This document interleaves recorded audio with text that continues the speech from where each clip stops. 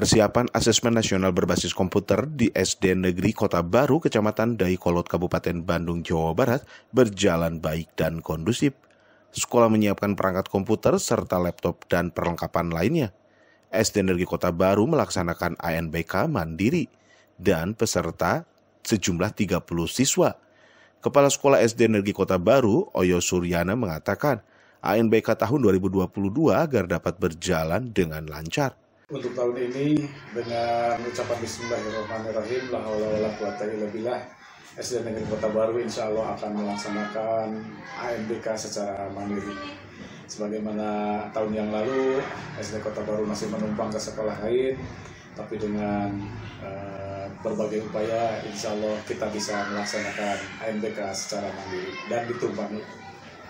Ada 2 sekolah, ya SD Cangkuang 15 dan SD Saluran 1. Insya Allah bisa bersama-sama di sini di SD Kota Baru.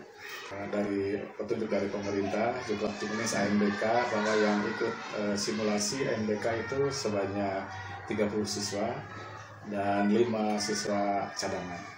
Berdasarkan juga optimis yang kami baca bahwa pelaksanaan ANBK ini Kementerian Pendidikan dan Teknologi melaksanakan ANBK untuk pemetaan mutu pendidikan, peningkatan mutu pendidikan terutama.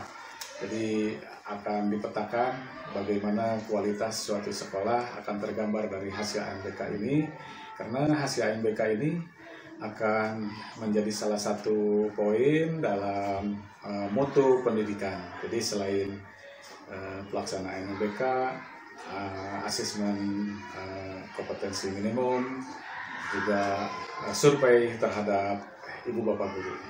Widi Herian mengabarkan, Kabupaten Bandung, Jawa Barat.